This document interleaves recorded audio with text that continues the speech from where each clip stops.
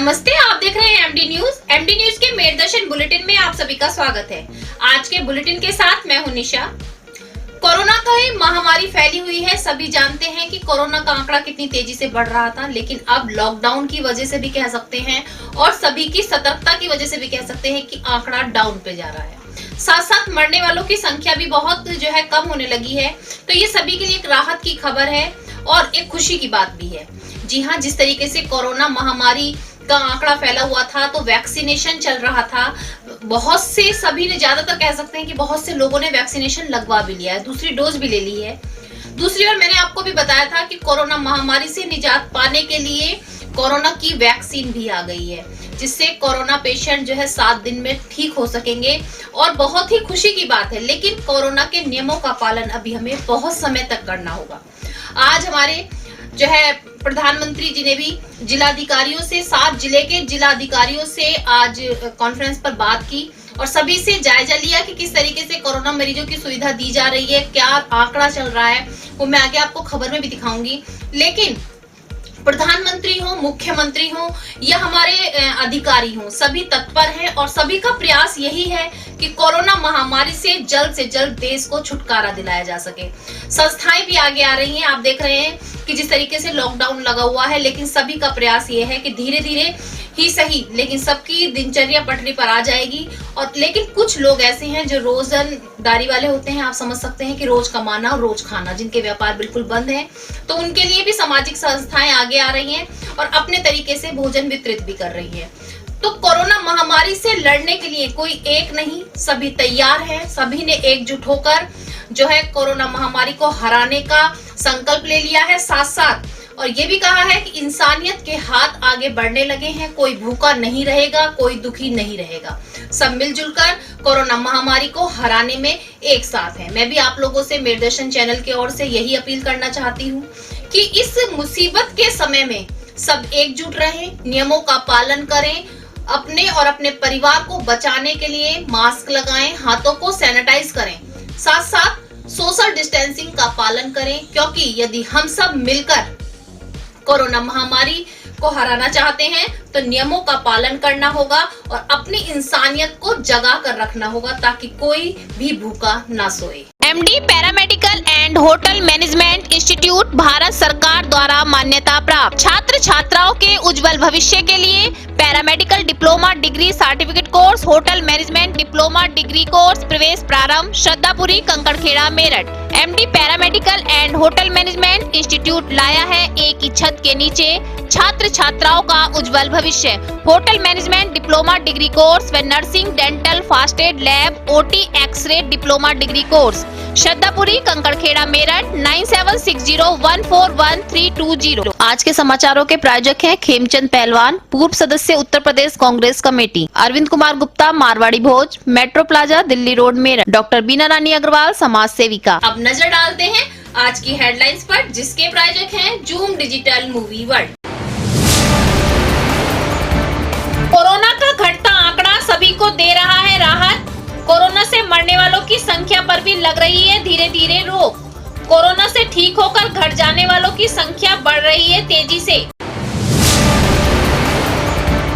सेवा भारती सावरकर भाग द्वारा कोरोना मुक्ति हेतु किया गया विशेष जड़ी बूटियों से यज्ञ, जिसमें जितेंद्र जैन, सुरेंद्र, अमित वर्मा, डीके प्रजापति, राकेश गौड़, जतिन, सुनील वर्मा, प्रशांत शर्मा आदि रहे मौजूद।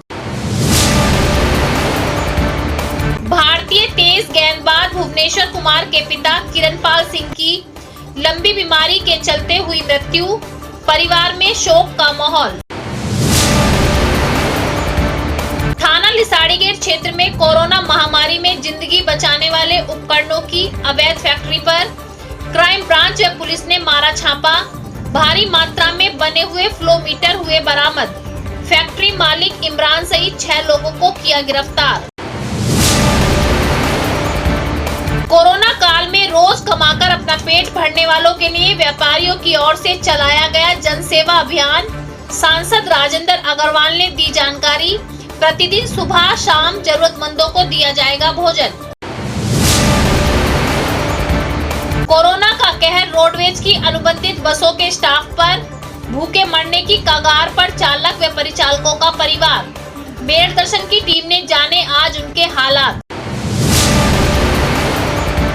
कोरोना महामारी के नियंत्रण को लेकर बृहस्पतिवार को प्रधानमंत्री नरेंद्र मोदी ने मेरठ सहित 6 जिलों के जिलाधिकारियों के साथ वीडियो कॉन्फ्रेंसिंग पर की बात।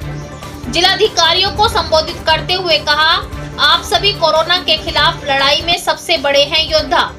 मेरठ से जिलाधिकारी के बालाजी के साथ अपर निदेशक स्वास्थ्य डॉक्टर राजकुमार सहित अन्य अधिकारी वीडियो कॉन्फ्रेंसिंग में रहे मौजूद। जिला संबल नगर पंचायत नरौली में हो रही बारिश से मौसम में आया बदलाव। मई के महीने में भी ठंडक का हुआ एहसास, घर से नहीं निकले लोग। अचानक हुई तेज बारिश से किसानों का बड़ा नुकसान। जिला संबल नगर पंचायत नरौली में बारिश के कारण 7 बीघा जमीन में डूबी मेथी की फसल। जनपद संबल के बैरौली गांव में ग्राम प्रधान द्वारा बनाए गए शौचालय के गड्ढे पर स्लिप न होने के कारण भैंस गिरी गड्ढे में, तड़प तड़प कर तोड़ा दम। भैंस के मालिक चौलेंदर ने कहा, गड्ढे को यदि किया होता कवर तो 50,000 की भैंस की नहीं होती मौत। अब खबरें विस्तार से।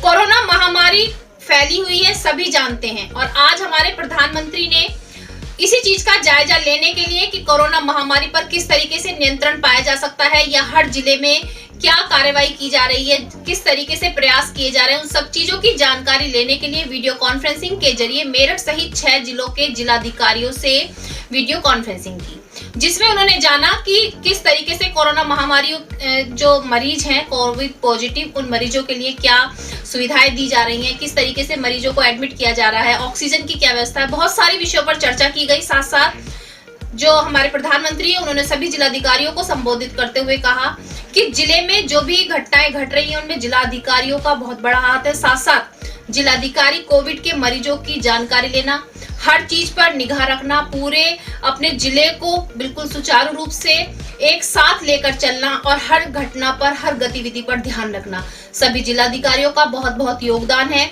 उन्होंने कहा कि यदि सभी इस तरीके से कार्य करते रहे तो बहुत ही जल्दी जो है कोरोना महामारी से पूरा देश जो है राहत की सांस ले सकेगा। जिस तरीके से कोरोना महामारी का आंकड़ा बढ़ रहा है उसी पर नियंत्रण पाने के लिए उन्होंने अपने विचार भी व्यक्त किए। कोरोना महामारी चल रही है और जिस तरीके से तेजी से कालाबाजारी भी चल रही थी, मैंने आपको बहुत सी खबरें दिखाई कि ऑक्सीजन सिलेंडर की कालाबाजारी चल रही थी, रेमडेसिविर इंजेक्शन की कालाबाजारी चल रही थी, यहाँ तक कि एम्बुलेंस और बेड दिलाने के लिए भी कालाबाजारी थी।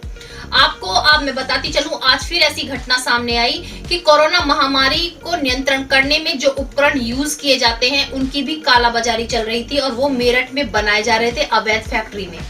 आज क्राइम ब्रांच और मेरठ पुलिस ने छापा मारा। लिसाड़ी गेट थाना क्षेत्र में एक घर में फैक्ट्री बनी हुई थी जहां पर जो ऑक्सीजन सिलेंडर के ऊपर फ्लोमीटर लगाए जाते हैं वो फ्लोमीटर बन रहे थे। काफी मात्रा में फ्लोमीटर बने हुए वहां से बरामद हुए और साथ साथ फैक्ट्री के मालिक इमरान सहित 6 व्यक्तियों को गिरफ्तार किया गया। उनसे पूछताछ की गई तो उनका कहना है काफी समय से वो फ्लोमीटर बना रहे हैं और मार्केट में बेच रहे हैं, लेकिन अभी ये कार्य उनका मेरठ तक ही सीमित है। पुलिस ने गिरफ्तार किया और जांच में लगी हुई है कि अभी आगे कितने लोग और जुड़े हैं। देखिए, थाना लिसाड़ी गेट की बुनकर नगर कॉलोनी का मैटर है। जानकारी मिली थी जिसमें कुछ लोगों के द्वारा जो है कुछ नकली कुछ इंस्ट्रूमेंट बनाए जा रहे हैं, ब्लैक मार्केटिंग करी जा रही है। इस सूचना पर पुलिस गई थी, मेरे संज्ञान में भी लाई थी, लेकिन जब इसमें हम लोगों ने जांच पड़ताल करी तो जानकारी मिली कि ये कुछ गैस वेल्डिंग का काम करने वाले, कुछ स्क्रैप का काम करने वाले, कुछ लोग कुछ अलग अलग पार्ट्स को मिला करके ऑक्सीजन का फ्लोमीटर जिस चीज़ में मार्केट में डिमांड है उनको असेंबल करके बना रहे हैं और उसको ज़रूरत के आधार पर उसको जो है मार्केट में देते हैं। और अभी हाल में उन्होंने कार्य शुरू किया है। जो प्रथम दृष्टया पड़ताल करने के बाद जानकारी हुई है कि इसमें पुलिस के द्वारा हस्तक्षेप है। कोरोना के बढ़ते आंकड़ों की वजह से लॉकडाउन लगा हुआ है। सभी जानते हैं कि लॉकडाउन में सभी के व्यापार बंद हैं, लेकिन कुछ व्यापार खुले हुए भी हैं। लेकिन बहुत से लोग ऐसे भी हैं जो रोज कमाते हैं और रोज खाते हैं, जिनको पेट भरने के लिए शायद खाना भी नहीं मिल पा रहा होगा। ऐसे ही लोगों के विचार मन में रखते हुए, उन लोगों के बारे में सोचते हुए सभी व्यापारियों द्वारा बेगमपुल पर जन सेवा का आयोजन किया जा रहा है, जिसमें प्रतिदिन सुबह और शाम के समय भोजन वितरित किया जाएगा। जो गरीब लोग, जरूरतमंद लोग वहां से बना हुआ खाना जो है रोज सुबह और शाम ले सकते हैं। आज मेरठ सांसद राजेंद्र अग्रवाल ने जानकारी दी और उन्होंने कहा कि जिस तरीके से जो है अभी कोरोना का आंकड़ा बढ़ रहा था तो सभी संस्थाएं बाहर नहीं आ पा रही थी, लेकिन जैसे ही आंकड़ा कम हुआ है तो सभी के बारे में सोचते हुए सभी अपनी इंसानियत को दिखाते हुए आगे आ रहे हैं और प्रतिदिन सुबह और शाम जो है भोजन वितरित किया जाएगा।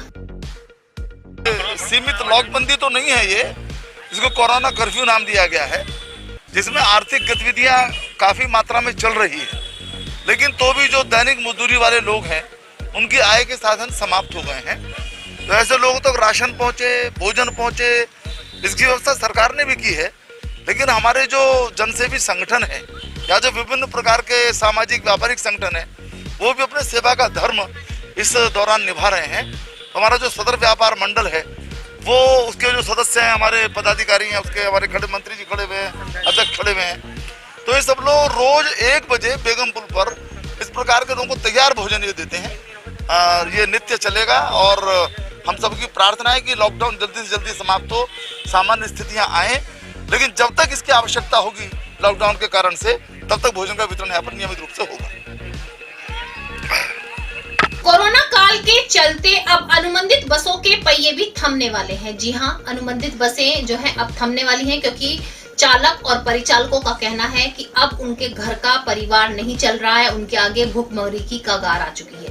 मैं आपको बताती चलूं, आज हमारी मेरठ दर्शन की टीम रोडवेज बस अड्डे पहुंची और वहां पर चालक और परिचालकों से बात की। उनका कहना था कि आम दिनों में उनका खर्चा, उनका परिवार का पालन बहुत ही अच्छे तरीकों से चलता था, लेकिन अब सरकार द्वारा गाइडलाइन दी गई है कि 50 व्यक्ति ही बस में जा सकते हैं। दूसरी ओर लॉकडाउन लगा दिया गया है। लॉकडाउन की वजह से पूरा दिन में केवल एक ही चक्कर लग पाता है, जिससे वो अपने घर में केवल 150 से 200 रुपए ही ले जा सकते हैं, क्योंकि 1 किलोमीटर पर 1 रुपया 30 पैसे किलोमीटर के हिसाब से उनको जो है पैसे दिए जाते हैं। लेकिन अब बस का चक्कर ही एक लग पाता है तो उनके हाथ में पैसे भी नहीं आते।